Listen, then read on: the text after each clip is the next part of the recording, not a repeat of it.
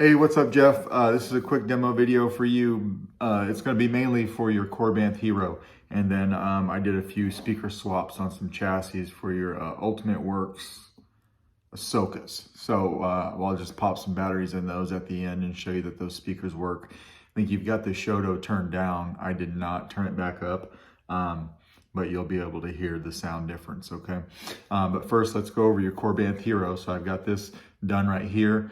Got your LEDs working. This is installed with a Proffie B2. It does have a static battery that's located up here, and you've got a recharge port because I use Goth's chassis design for this. I bought the PIY file and printed it out for this guy. You've got your CC Sabres LED pixels in here, and let's open this up real quick. You've also got a 28mm Smugglers Outpost. This is the elite bass speaker that you asked for. So I had Albert send this to me before he moved. He was kind enough to do that, and pop this guy in there for you.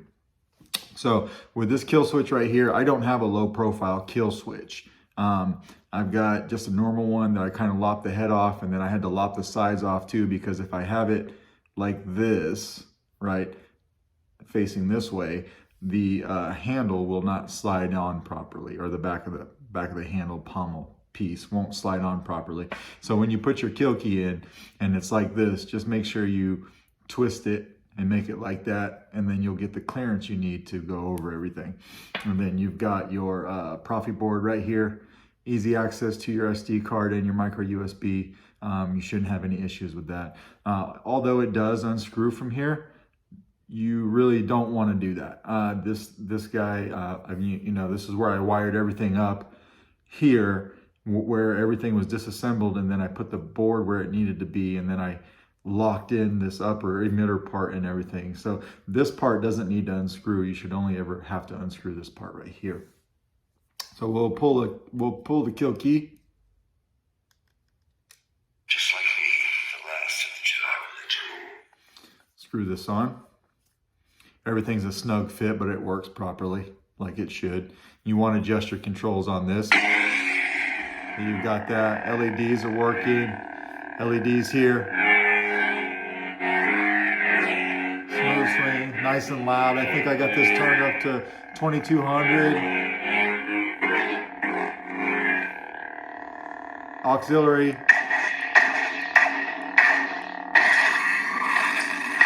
We can twist off. Hit auxiliary to change sound font. Skywalker.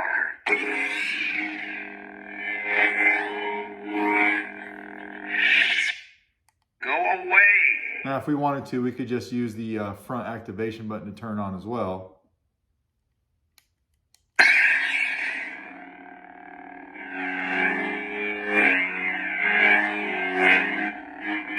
Flash on flash. Twist off. And we'll throw a blade in here. So the blade goes in here a little unique, right? So you're going to want to unscrew this top piece. We're going to unscrew this first. I'm going to do this demo with my test blade because my test blade is sanded. Once you get that piece off, you've got two retention screws. You got one right here, and then you see one here in the back. You're going to have to back those out. And they have to be engaged for that top emitter piece to screw on, but then you have to back them out to put your blade in. Now, you're probably going to find yourself doing some sanding, because what I found is when I went to test this, I couldn't put my blade in this way, slide it in this way, but I've sanded the heck out of this blade right here. So this emitter piece will slide in that far here, and that's what I need it to do, right? So if you'll probably need to sand your blade to get it to do that as well. And then we'll take this guy, and first we'll put the blade in like this and lock down those set screws.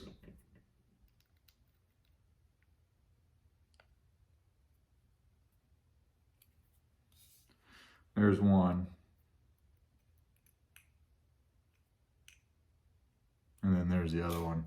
So once you get those two set screws engaged, you can take this emitter piece and kind of work it down and screw it in.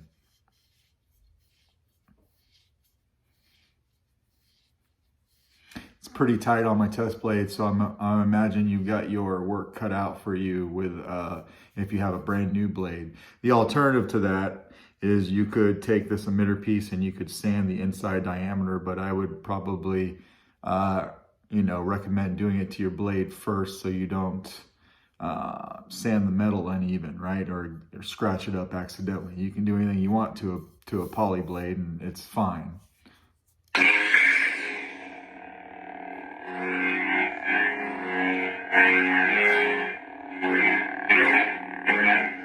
Blade's nice and tight.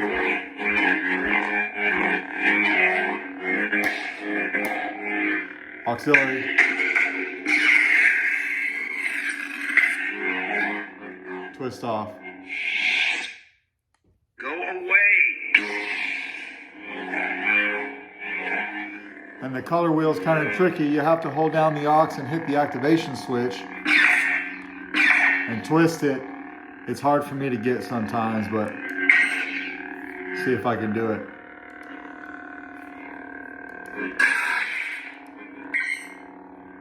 There we go.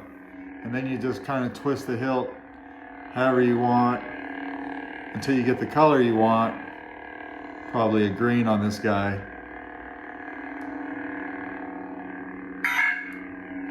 I held down the activation button to have that color. And then when I turn it back on, it should be green as well, right? Just like that.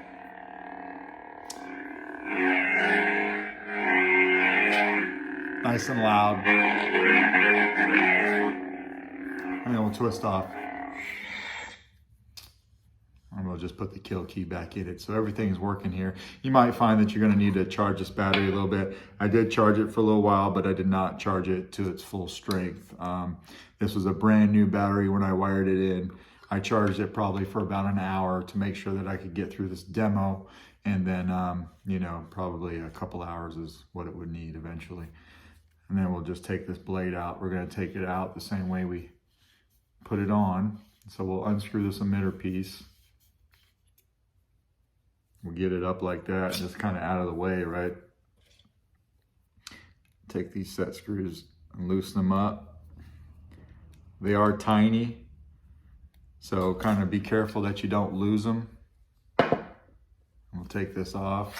But remember, before we put this back on, we're going to have to come back in here with these set screws and put them back into the chamber and get them past the threads.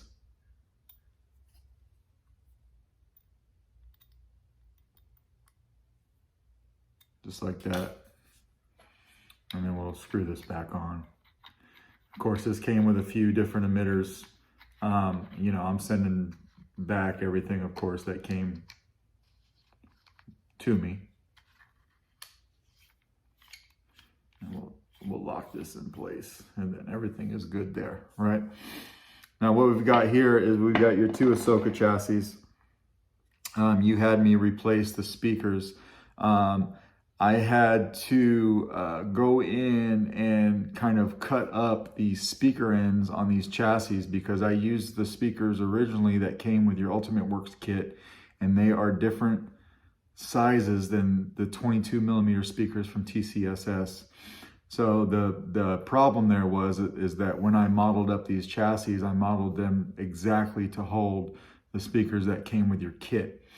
So, I did have to do some modifications here to get these to fit. Not only are these speakers bigger in diameter than the ones that you had, but they're a little bit thicker. So some of the rim had to be cut off, and then it had to be cut down as well because it has to be a certain length on these chassis in order to get everything to lock in place. I don't have the sabers because you just sent me the chassis. You may find that you need to go in here on the sides of these two chassis where I put the speakers and just hit it with a little bit of sandpaper if it's giving you any problems in the fit and finish that I wasn't able to test. But we'll throw a battery in here.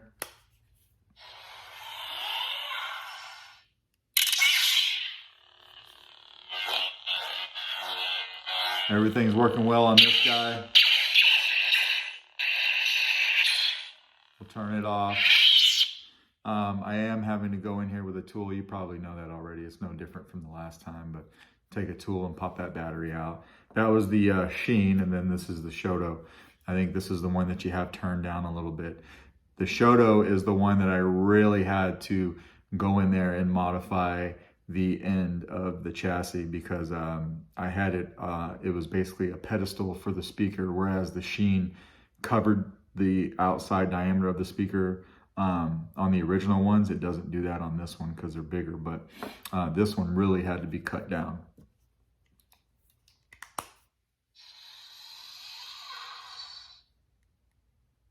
Battery activation over here. But you can hear the crisp, it's crisp, sounds like it should.